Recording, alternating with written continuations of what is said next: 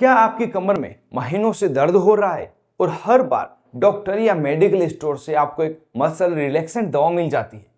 दवा खाने के कुछ घंटों बाद दर्द कम हो जाता है, शरीर हल्का लगने लगता है और आपको लगता है कि समस्या खत्म हो गई।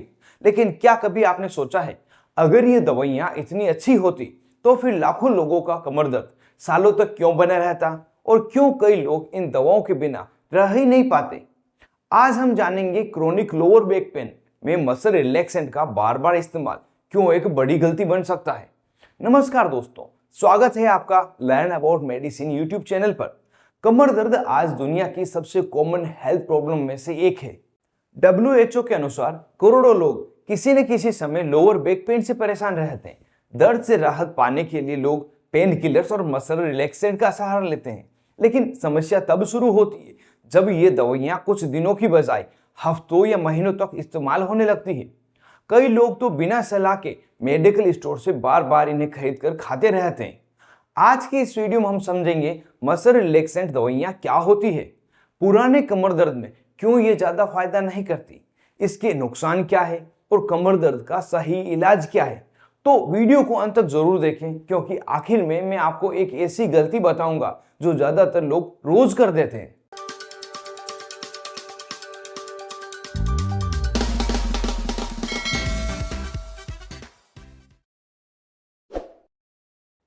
सबसे पहले समझते हैं कि मसल रिलैक्सेंट होती क्या है। ये ऐसी दवाइयां हैं जो मांसपेशियों की ऐंठन यानी मसल स्पास्म को कम करने का काम करती है।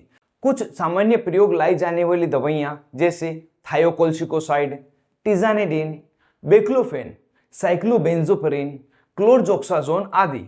जब किसी व्यक्ति को अचानक कमर में झटका लगता है, चोट लगती है या मांसपेशियों में अकड़ आ जाती है, तब कुछ दिनों के लिए ये दवाइयां राहत दे सकती हैं।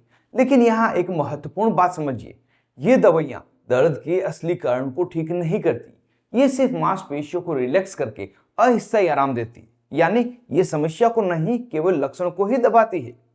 अब मान लीजिए किसी व्यक्ति को 6 महीने से कमर दर्द हो रहा है। उसने मसल रिलैक्सेंट दवा ली और दर्द कम हो गया। कुछ दिन बाद दर्द फिर शुरू हुआ, फिर दवा ली, फिर आराम मिला और यह चक्र महीनों तक चलता रहा।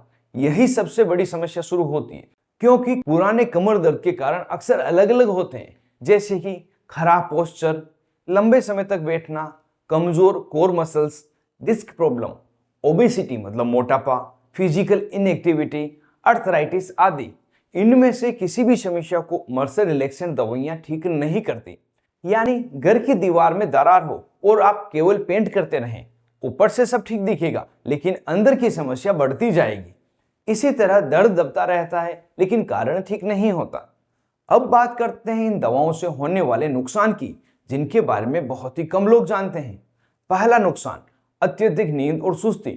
मसल रिलैक्सेंट का सबसे सामान्य साइड इफेक्ट है स्लीपीनेस। कई लोगों को दिन भर नींद आती है, ध्यान कम लगता है, काम करने की क्षमता घट जाती है। यदि आप गाड़ी चलाते हैं या मशीनों पर काम करते हैं तो आपके लिए यह खतरनाक हो सकता है। दूसरा नुकसान, चक्कर आना। कई मरीजों को बार बार चक्कर आने लगते हैं, खासकर बुजुर्गों में गिरने का खतरा भी बढ़ जाता है। तीसरा, डिपेंडेंसी। कुछ लोगों को मानसिक रूप से इन दवाओं पर निर्भर होने लगते हैं। उन्हें लगता है कि बिना दवा लिए दर्द संभल ही नहीं सकता, जबकि वास्तव में शरीर को दवा की नहीं, सही एक्सरसाइज की तरह रिहेबिलिटेशन की जरूरत होती है।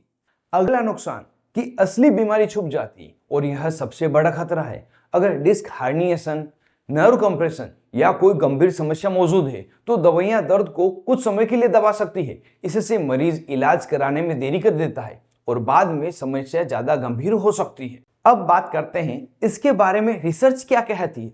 कई वैज्ञानिक अध्ययनों में पाया गया है कि मसल रिलैक्सेंट दवाइयां एक्यूट बैक पेन यानी अचानक हुए दर्द में सीमित समय के लिए मदद कर सकती है, लेकिन क्रोनिक बैक पेन, पुराने दर्द में इनका लाभ बहुत ही कम देखा गया है। यानी महीनों तक इन्हें खाते रहने से कोई बड़ा फायदा साबित नहीं हुआ है, उल्टा साइड इफेक्ट्स का खतरा ही बढ़ता है। इसलिए मॉडर्न मेडिकल साइंस की गाइडलाइन में लंबे समय तक इनका इस्तेमाल करने की सलाह नहीं दी जाती।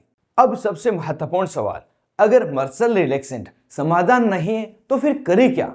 विशेषज्ञों के अनुसार क्रोनिक बैक पेन का इलाज केवल दवा नहीं बल्कि लाइफ स्टाइल और रिहेबिलिटेशन पर आधारित होना चाहिए।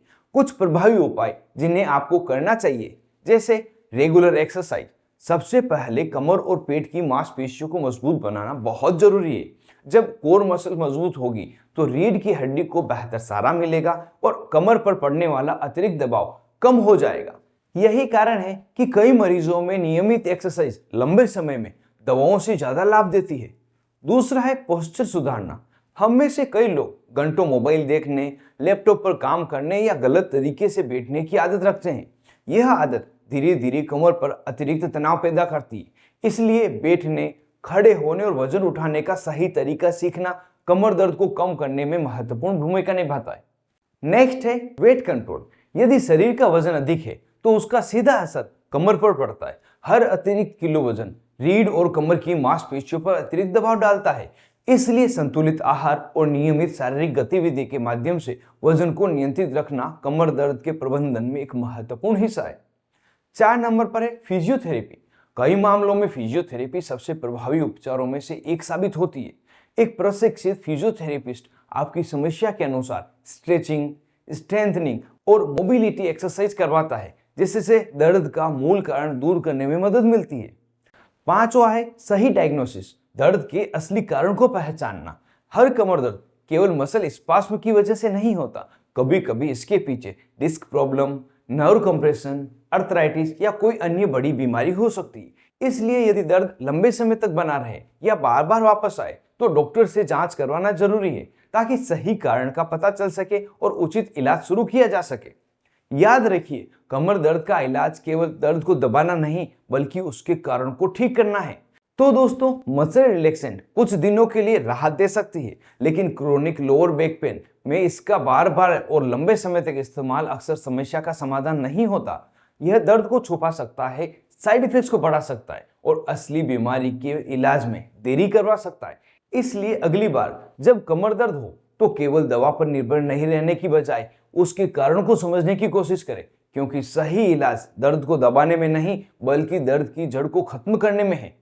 अगर आपको यह जानकारी उपयोगी लगी हो तो वीडियो को लाइक करें और आपके अपने YouTube channel learn about medicine को सब्सक्राइब कर जरूर करें और इसे उन लोगों के साथ जरूर शेयर करें जो बार बार कमर दर्द की दवाइयां खा लेते हैं। मैं मिलूंगा आपको अगली वीडियो में। तब तक के लिए स्वस्थ रहें और मस्त रहें।